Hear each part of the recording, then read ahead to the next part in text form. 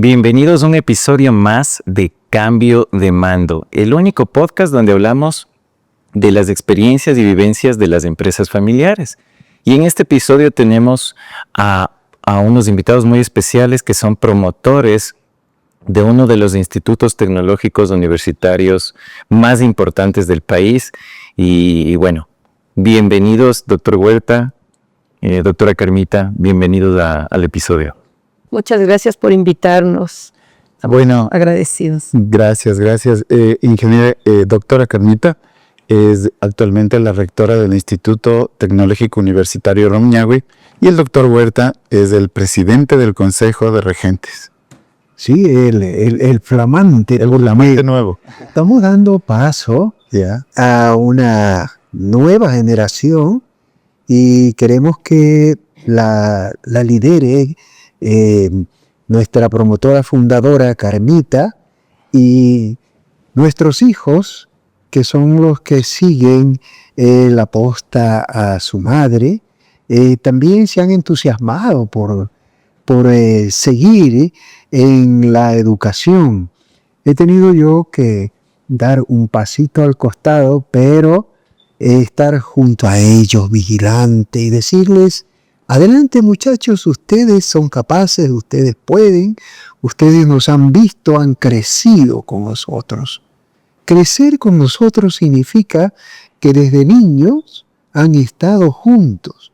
Es como si nosotros fuéramos mecánicos, los muchachos desde pequeños estarían jugando con los fierros del taller. Ahora ellos desde pequeños nos han visto cómo se lucha para conseguir que la juventud estudiosa confíe en quienes están al frente de una institución educativa, de manera especial en Sangolquí. En Sangolquí la gente dice, serán fuereños y desconfían. Pero dicen, son de aquí, entonces confían. Y además ven que nuestros hijos están ahí, están en los colegios del propio Valle de los Chillos. Entonces eso vino a alimentar la confianza para que la ciudadanía diga, bueno, ahora hay este Instituto Tecnológico Superior Universitario en el cantón Rumiñahui. Y además se llama Rumiñahui. Eso va creando confianza. Y los padres, entonces, confían, porque allá la educación de Sangolquí es un poquito como tradicional. Los padres quieren siempre estar pendientes, como que estuvieran todavía en el colegio. Pero ya es un post-bachillerato, ya es una educación superior. Hablando del tema de la ubicación, ¿ustedes cómo se conocieron? Y les hago esa pregunta para que la audiencia conozca. Yo sé que ustedes de la costa, de la sierra. No sé si doctora Carmita nos puede comentar un poquito qué se conocieron, esa experiencia, cómo me usaron el... Claro que sí. Bueno, hace 45 años aproximadamente nos conocimos. Yo trabajaba en el Ministerio de Educación. Era directora de un departamento. Y mi esposo, que es ahora Ernesto, llegó a hacer un trámite justo a la oficina donde yo trabajaba. Entonces, un reconocimiento de estudios del exterior llegó a hacer. Y lo atendí yo. Y bueno, ahí nos conocimos. Cuando... Sí, hijito. Y doctor, pero... Es que verá, yo soy nacido en Puerto Viejo, pero criado en Manta. Y mi esposa Carmita, nacida en la provincia del Carchi, pero criada acá en Ibarra, por lo que estudiaba en el Colegio Normal Alfredo Pérez Guerrero de San Pablo del Lago. Sí. Entonces, cuando yo le veo con esos ojos hermosos, esos pelos, bueno, característico pues acá de la gente de la sierra, me quedo impresionado, pero no ha sido como en mi tierra, que nomás fuimos oyéndolo.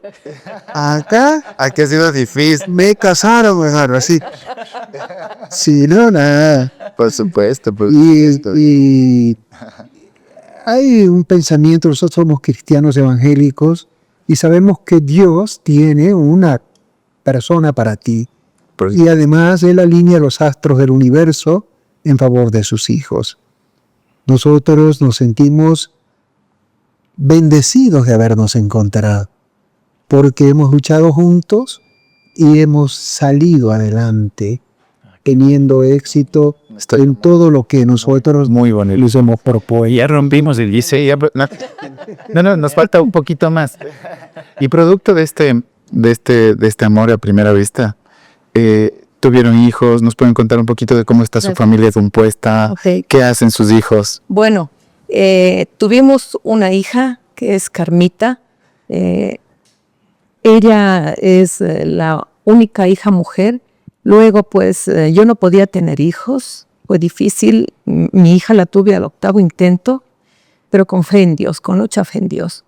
Luego mi hija nos pedía un hermano, decía, y no podía yo, pues, tener un hijo más, ¿no?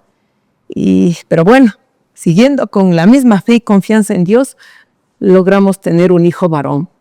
De manera que la diferencia de edad entre mi hija Carmita y mi hijo William es de 15 años. Wow, de 15 años. Pero mi hija lo acogió, era su juguete, era su muñeco, mi hija, ¿no? Lo cuidaba y todo, y nos ayudó a que William, nuestro hijo, segundo hijo, crezca. Bueno, con nuestros 2 hijos ya pues crecidos, salieron del colegio y cada uno pues quiso prepararse, ¿no? Y nosotros siempre pensando, yo sobre todo que he estado al frente de la institución, ¿no? Y de mis hijos, yo decía, Dios mío, quisiera que mis hijos les guste lo que nosotros hacemos, la educación, el área de la educación que es tan emocionante, tan hermosa. Y entonces, bueno, yo iba con ese amor, sin decirles mayor cosa, porque a los hijos no hay cómo sugerirles, no hay cómo decirles, no hay nada, es algo delicado. Es el ejemplo a veces, ¿no? Sí, es algo delicado, sugerirles, tratarles de imponer peor aún. Entonces, yo iba con mucho tino, con mucha sabiduría, mucho amor y cariño, orientándoles, ¿no? Sobre todo a mi hija Carmita. Mi hija me acompañaba mucho al Ministerio de Educación, la llevaba, porque a veces no tenía empleada para dejarla y la llevaba a la oficina. Y ella veía cómo yo trabajaba. Luego yo trabajé en una institución educativa también, que ahora es la Universidad de Israel, en el Instituto Israel. En esa época fui de asesora. Y bueno, la llevaba a mi hija también a trabajar y ella veía cómo hacía las cosas desde muy niña, desde muy pequeña. Eso nos ayudó a que ella le tome cariño, le tome amor a la educación y que siga preparándose en esa área. Luego mi hijo también de igual manera, hacíamos la publicidad juntos con mis hijos, mis 2 hijos y con mis nietos también. Hacíamos la publicidad de la institución, enseñándoles a cómo hay que hacer y todo. Eso nos ayudó bastante a que se cumpla el objetivo fundamental que es de los padres, que sigan el legado que uno les puede dar, la herencia que uno les puede dejar a ellos y que la cuiden, que la valoren, porque de lo contrario es bien difícil, ¿no? Entonces hemos logrado consolidar ese propósito, ese objetivo en nuestros hijos. Mi hijo William se fue a Europa a estudiar una maestría en Valencia, en la Universidad de Valencia, ¿no? En Valencia, importante. Mi hija Carmita estudió en la Universidad de La Rioja también, una maestría. Ahora mi hija también está terminando un PH. Mi hijo ya se matriculó en un PH en la Simón Bolívar. Y los 2 también estamos ya terminando un doctorado, un PH en la Universidad Benito Juárez de México.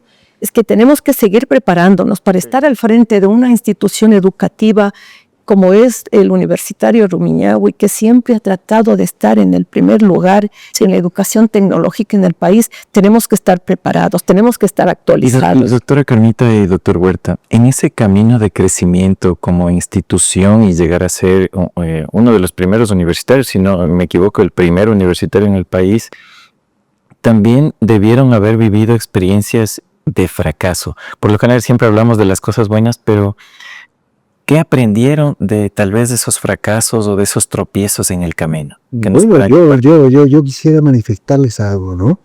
Aprendí yo, porque mi esposa se enfermó y es la razón de mi vida. Entonces yo estuve al lado de ella. casi, es que le digo, las 24 horas del día mientras ella estaba en la clínica. Y fue como un mes, ¿no? Sí. Pero en ese tiempo, las personas que no habían puesto un grano de arena, porque nosotros no tenemos socios, somos mi esposa, yo y nuestros hijos, y ellos han visto la necesidad de que deben continuar. Por eso es que ahora están mi esposa nuevamente de rectora, mi hijo está de vicerrector académico y mi hija de vicerrectora administrativa financiera. Entonces, cuando ella se me enferma y yo estoy al lado de ella, tuvimos que encargar a otras personas. Y estas personas quisieron adueñarse de la institución. ¿No? Es decir, cosechar donde no habían sembrado. Eso fue una experiencia de fracaso, de decepción, porque confía en los subalternos, los cree, sus amigos, estamos en el medio académico y uno piensa que personas cultas, que personas educadas, son personas buenas, son maestros, pero detrás de cada ser humano hay siempre en el pensamiento quizás ese pecado de codiciar lo ajeno, ¿no? Sí. Ambiciones. Entonces, felizmente, ella ya se puso buena y volvimos a retomar la institución y nos dimos cuenta de esa ingrata actitud de las personas. O de ese plan que tenían. Lo cual a nosotros nos ha dado de poder confiar en todo el mundo que son nuestros colaboradores, pero en un 99,9%. Siempre hay que dejarse, más que sea un 1%, De duda. para reflexionar, ¿no? Y no entregar todo la confianza, ¿no? Porque uno tiene que saber que la juventud necesita es el ejemplo. Por supuesto, por supuesto. Ingeniera Carmita, aquí me nace una pregunta y obviamente es un instituto, el Instituto Tecnológico Universitario Rumiñahui es un instituto que tiene más de 30 años. ¿Cómo fue ese inicio? ¿Cómo fue esa experiencia de yo soy el promotor y quiero sacar este instituto adelante? Ok. Bueno, esa institución tiene mucha historia atrás. Primero, el haber obedecido a mi madre. Es una experiencia extraordinaria. Y en la palabra de Dios dice, hay un mandamiento, el único mandamiento con promesa que dice, honra a tu padre y a tu madre para que te vaya bien en la tierra que Dios te dará. Pues yo le obedecí a mi madre, aunque no me gustaba mucho en esa época, yo estaba distraída en otras cosas, y mi madre me dijo, te vas a ir a estudiar educación interna. Yo no quería saber nada del internado. Ya. Porque estaba enamorada de otra, no de mi esposo, de otra persona. Entonces le dije, bueno, mamita, ya tanto, me voy a estudiar educación. Y me fui al normal Alfredo Pérez Guerrero en San Pablo del Lago. En esa época era lo mejor para formarse como profesores, ¿no? Profesoras. Me fui, entonces yo le obedecí a mi madre. De ahí nació prácticamente toda en esta historia, nació en esa obediencia a mi madre, nació todas las bendiciones que ahora las experimentamos nosotros y mis hijos. Luego pues yo avancé con la idea de continuar preparándome en la Universidad Central, porque en esa época en Ibarra no había universidades. Entonces yo me vine así en forma humilde, porque yo dependo de un hogar muy pobre, muy humilde, una mujer viuda con 5 hijos y que no teníamos prácticamente para que mi madre nos eduque ni nos dé nada, ¿no? Pero mi madre decía, la mayor herencia que yo te puedo dar es este bachillerato en educación. Dije, bueno, mamita, vine a Quito y continué educándome. Me preparé también en el área de educación, pero también me preparé en el área de leyes que me encantaba, me fascinaba, ¿no? Bueno, en esa época, la autoridad que estaba en el Ministerio de Educación, en la Dirección Nacional de Educación, era el rector donde yo me gradué. Y como era la mejor alumna, era la abanderada del colegio, ese señor me apreciaba mucho y nos encontramos en Santo Domingo. Y ahí era el Ministerio de Educación. Dice, Carmencita, Carmita, ¿dónde andas? ¿Qué andas haciendo? Le digo, buscando trabajo, señor rector, le decía yo. ¿No? Dice, mijita, Carmita, yo tengo un trabajo para ti. Dije, ¿dónde? Aquí, en el Ministerio de Educación. Ese rato me llevó a trabajar. Y bueno, yo empecé en el ministerio. Me dijo que era secretaria, pero no habían funciones para ser de secretaria. Entonces, yo empecé limpiando los escritorios, barriendo las oficinas, lavando los servicios higiénicos. Para mí no era obstáculo. O sea, ganándome la voluntad de la persona que me dio esa oportunidad. Y pues el señor Navas, recuerdo tan claro que era el director nacional, me dijo, Carmita, suficiente. Tú vas a ser asesora de este departamento. Porque me encantaba estudiar, me fascinaba estudiar. Entonces, muy bien, que me desenvolvía muy bien, aparte de lo que hacía las funciones prácticamente de servicios generales, yo hacía de todo, archivaba, ponía en orden los papeles que estaban en desorden y todo. Entonces, me gané la voluntad del director nacional en esa época, el señor Gonzalo Navas, y me dijo, tú vas a ser asesora de este departamento. Fui asesora y al poco tiempo renunció el señor Navas y me dejó de directora del departamento. Tenía 24 años y fui directora nacional de régimen escolar, donde se hacía todas las funciones a nivel nacional, de todo en el área de educación. Y ahí también se hacía parte del proceso de la creación de los institutos técnicos. Ahí ven. ¿No? Sí. Y al lado funcionaba planificación, donde salían las resoluciones y los informes, todo para crear los institutos. Entonces yo dije, como voy a vender mi renuncia, yo no quiero salir sin tener nada que hacer afuera, a pesar que tenía más o menos planificado graduarme de doctora y estar más tiempo con mi hija, ¿no? Porque me reclamaba mucho, me reclamaba bastante que quiere estar conmigo. Este es el momento preciso, voy a renunciar y voy a estar más tiempo con mi hija, me voy a graduar. Y bueno, y si Dios quiere, voy a tener este instituto. Así que hicimos los procesos, todo salió. En esa época salían las resoluciones del Ministerio de Educación. Nació en el Ministerio de Educación hace aproximadamente 30 años el Instituto Técnico Rumiñahui. Técnico en ese momento, Post-bachillerato. Wow. Luego, pues, nosotros nos reunimos entre 4 personas, rectores de institutos de esa época, Cristóbal Flores, Yolandita Albán, que Dios se la llevó ya, que descanse en paz, y otros 2 rectores de institutos, y conversamos y dijimos, no, ¿cómo vamos a estar nosotros relegados? Porque no éramos ni de aquí ni de allá, éramos post-bachillerato del Ministerio de Educación y también éramos parte de las universidades y no sabíamos. Era un híbrido ahí. Era un híbrido ahí, y además las universidades que no nos querían.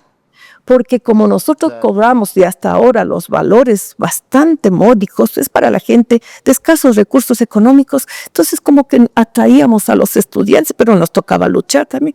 Entonces las universidades como que nos querían relegar. Bueno, dijimos, luchemos para ver si nos permiten formar parte de lo que es la educación superior, y luchamos con unos 4 o 5 años.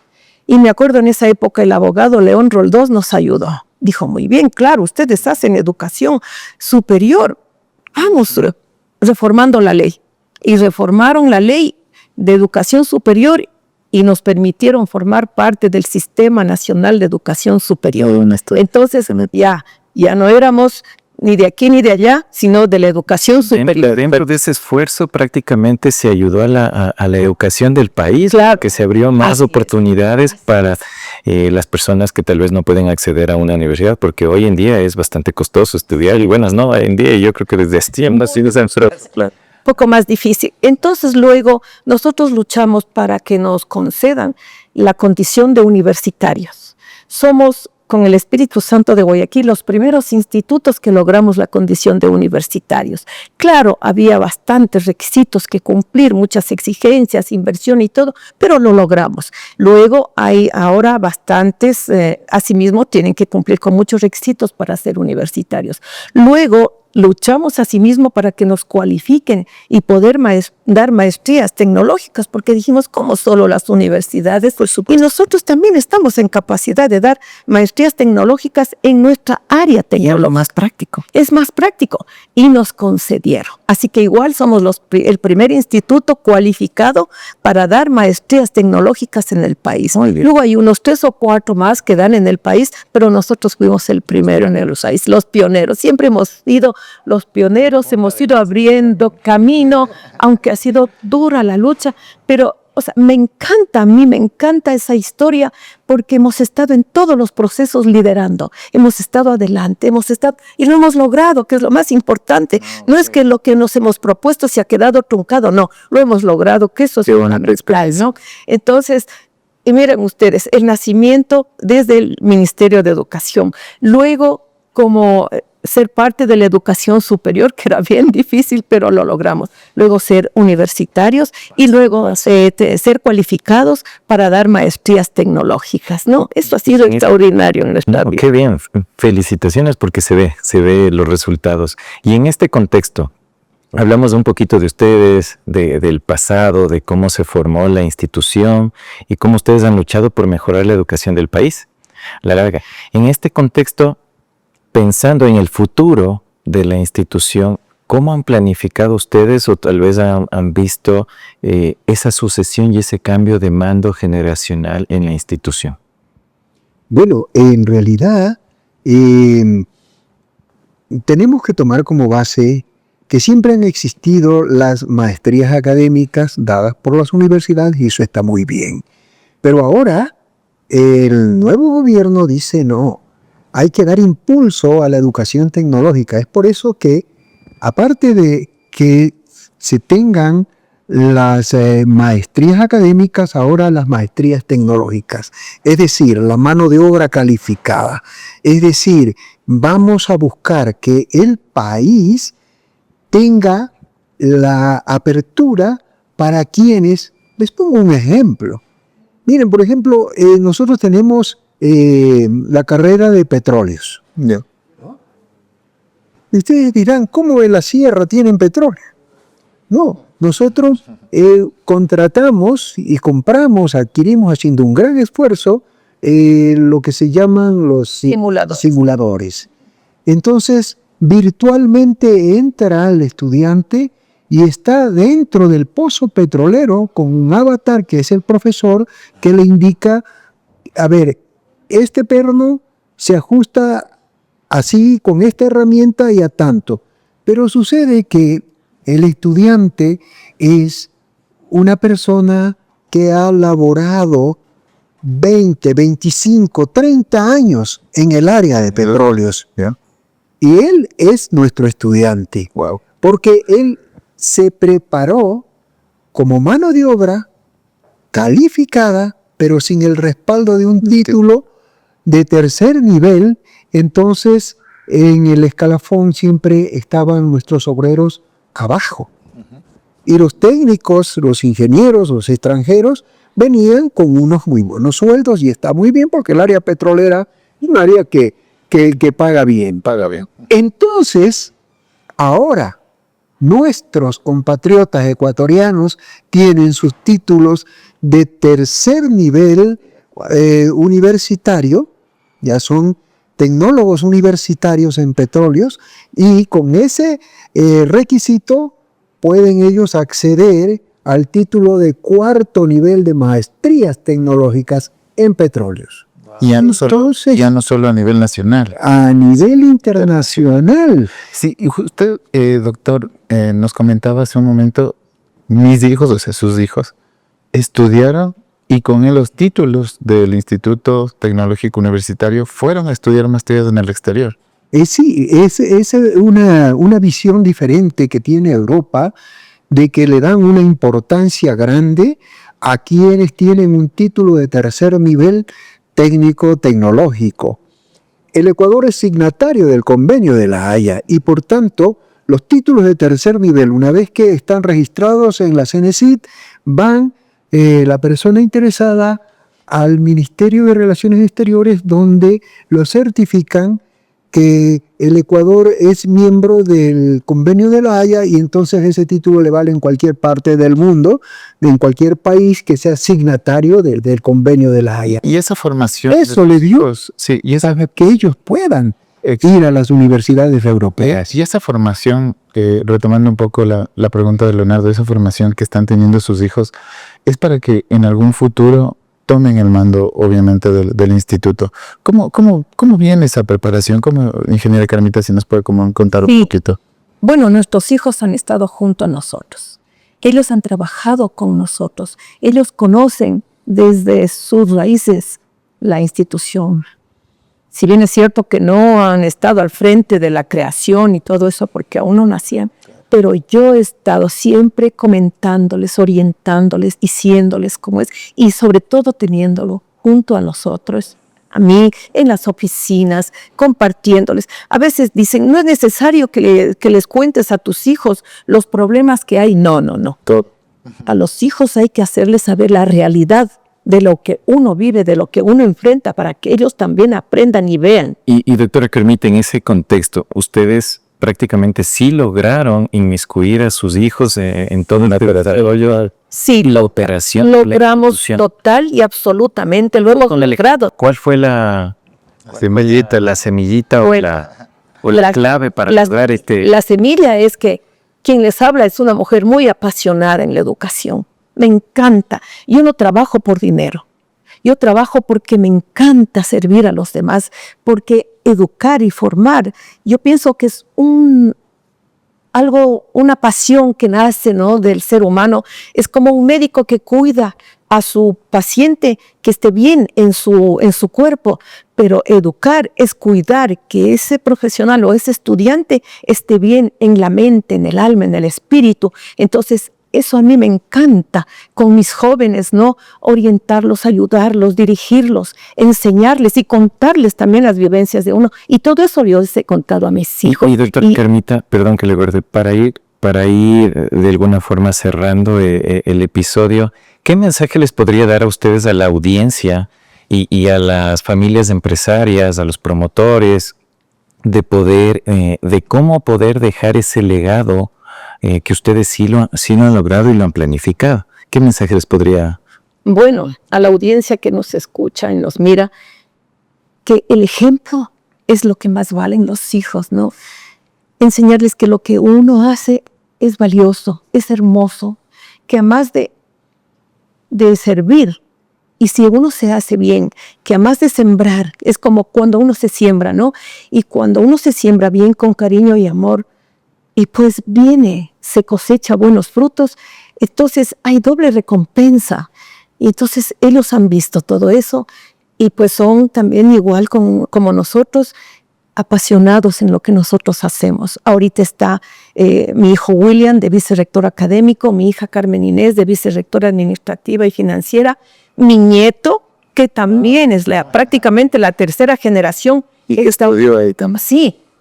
Él ha estado conmigo siempre. Entonces, mi nieto está siguiendo los pasos de mi esposo, porque le encanta todo lo que es la legislación educativa. Él nos ayuda bastante en esas áreas.